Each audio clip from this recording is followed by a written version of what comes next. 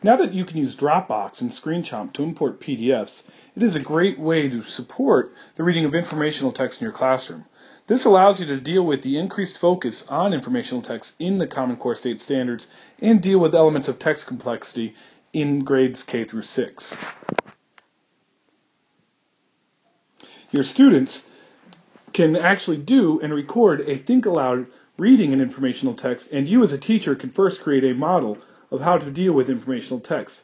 For example, I could highlight a section, show my students that in many ways that this is kind of like a lead to the story. And I can focus in on special words like flashes or sparkles, so I can read it to my students. Most people know precious gemstones by their appearance. An emerald flashes deep green, a ruby seems to hold a red fire inside, and a diamond sparkles like a star. You can then show the students how the main idea in this piece takes an inference, and that while many of the details are explicit, they really have to connect two ideas in the first paragraph and in the second paragraph. So they could underline, for example, it is more difficult to tell where the gem was mined.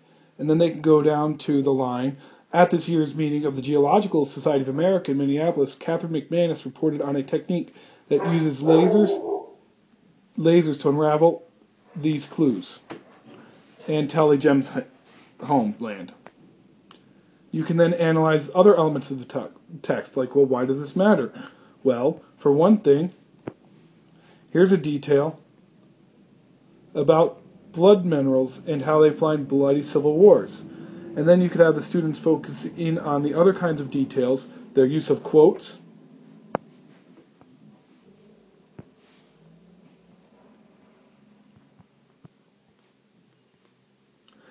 and down here where they get more specific with their evidence.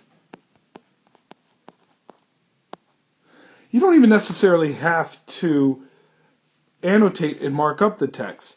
It would be good just to have students pair up together and have them record a think aloud of reading an informational text where another student can then talk about the strategies that they use to analyze the author's intent.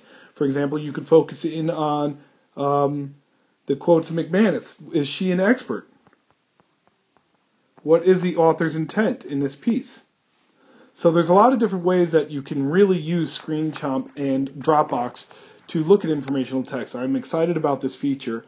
Some of the things I would like to see in the future would be that I could actually, instead of just being able to scroll up and down, be able to move up and down through the pages. I think if Screenchomp also allowed me to use text input versus just, my scribbles, that'd be a lot better. But I think there's a lot of potential here, and I look forward to using it in my classrooms and with students across the country.